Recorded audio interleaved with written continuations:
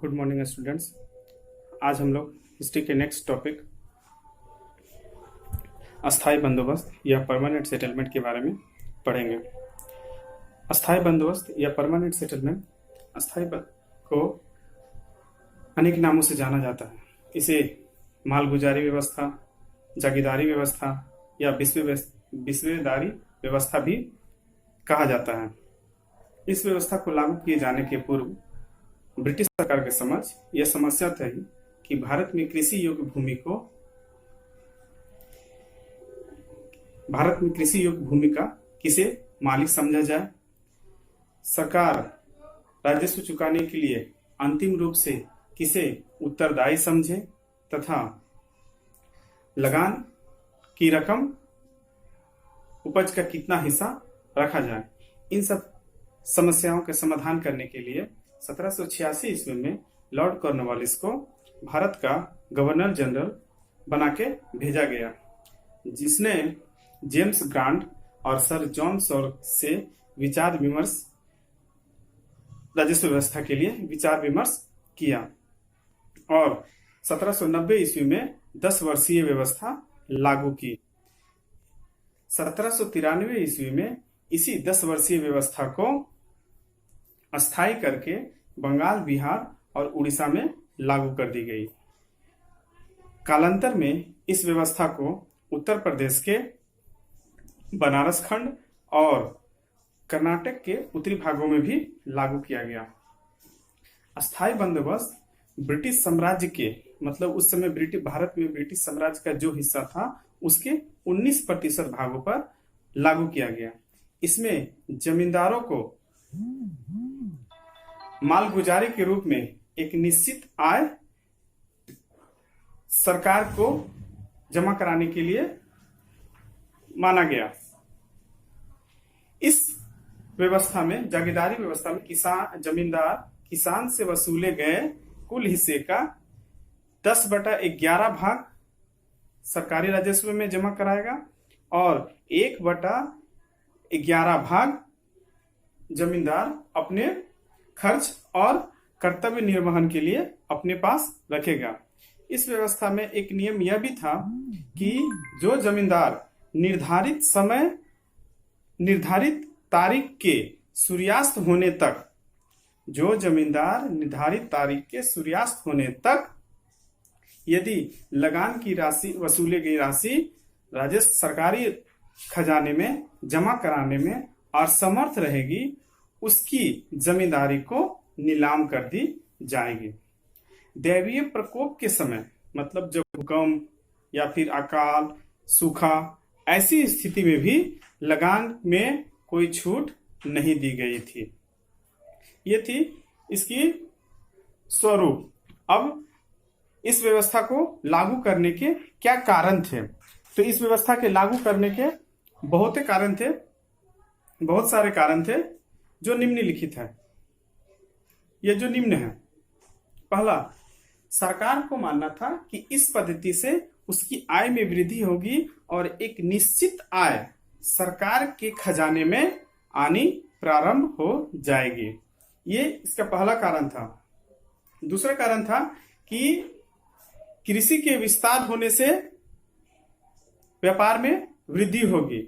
साथ ही साथ इसकी तीसरा कारण था कि जमींदारी प्रथा के नीलामी से नगर में मुद्राओं का आगमन होगा और उसका साथ साथ इसके विकास, कृषि क्षेत्र में होने वाला विकास व्यापार और वाणिज्य को बढ़ावा देगा, क्योंकि बंगाल से निर्यात होने वाली अधिकतर वस्तुएं कृषि जनित होती थी।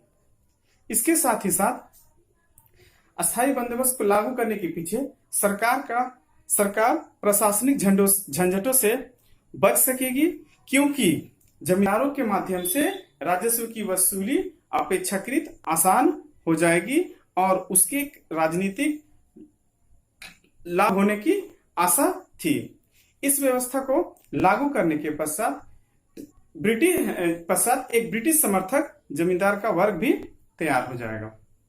अब इसके उद्देश्य, ब्रिटिश सरकार इंग्लैंड की भांति भारत में जमींदार का एक ऐसा वर्ग तैयार करना चाहता था जो अंग्रेजी साम्राज्य के लिए भारत में सामाजिक आधार का कार्य कर सके।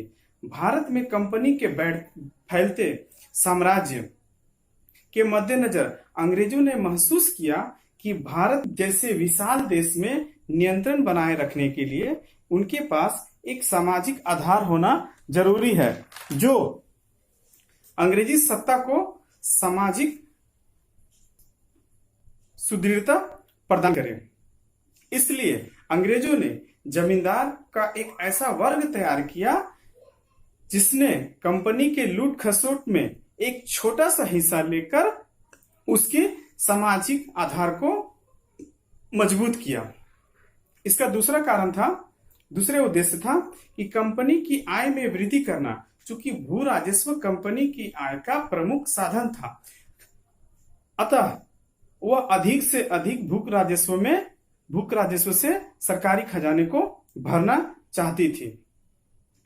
ये थे इसके उद्देश्य। अब इस राजस्व व्यवस्था से या इस व्यवस्था से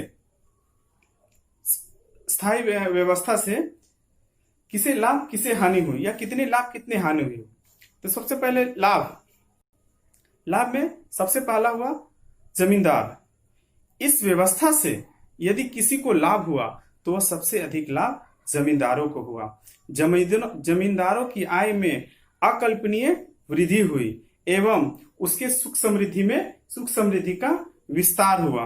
अब वह जमीन का मालिक बन बैठा जिसका वह क्रय विक्रय कर सकता था या अपना उत्तराधिकारी चुन सकता था। इसका दूसरा लाभ हुआ सरकार को। सरकार ने एक ऐसा वर्ग तैयार कर दिया जो भारत में उसे सामाजिक आधार प्रदान करता था। अर्थात बहुत से ऐसे समय आए जब इन जमींदारों ने भारतीयों का पक्ष न लेकर के ब्रिटिश साम्राज्य का पक्ष लेकर खड़ा हुआ।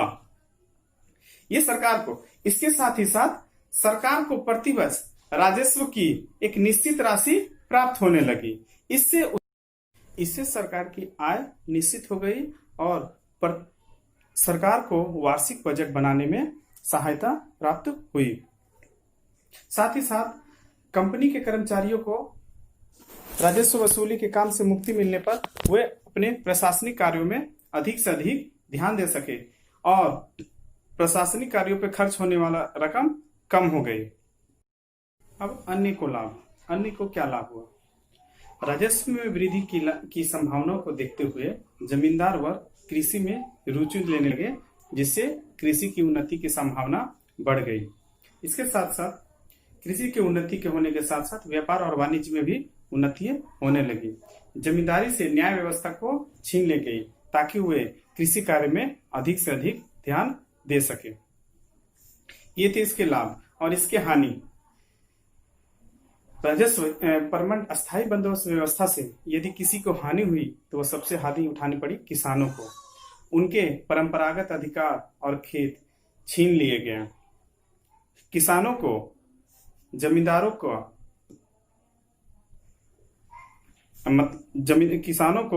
जमींदारों के अत्याचार और शोषण का सामना करना पड़ा और वे पूर्णतः जमींदारों की दया पर निर्भर हो गए। वे जमींदार उदार थे और समय पर राजस्व नहीं जमा करा पाते थे, उनकी जमीन छीन ली गई, जिससे जमींदार का यह वर्ग भी एक असंतोष हो गया। इसके साथ साथ अस्थायी बंदोबस्त व्यवस्था ने कालांतर में राष्ट्रीय स्वतंत्रता संघर्ष को बहुत ही हानि पहुंचाई, क्योंकि भारत का एक बड़ा जमींदार वर्ग, पढ़ा लिखा वर्ग, वह अंग्रेजों के साथ खड़ा था, जो भारत में ही भारतीय आंदोलन को अंग्रेजों की तरफ से लड़ रहा था। इस व्यवस्था से किसान दिनों दिन गरीब होते गए। उनके मन में सरकार के प्रति असंतोष की भावना पैदा होने लगी और यही असंतोष आगे चलकर कृषक आंदोलन, विभिन्न प्रकार के कृषक आंदोलन के रूप में फूटा और इस प्रकार इस व्यवस्था ने कुछ कृषक आंदोलनों की पृष्ठभूमि तैयार करने में अप्रत्यक्ष या प्रत्यक्ष रूप से अपनी भूमिका निभाई। तो यह था परमानेंट सेटलमेंट या अस्थायी बंदोबस्त व्यवस्था। अब इसके बाद हम लोग पढ़ेंगे रैयतवाड़ी व्यवस्था।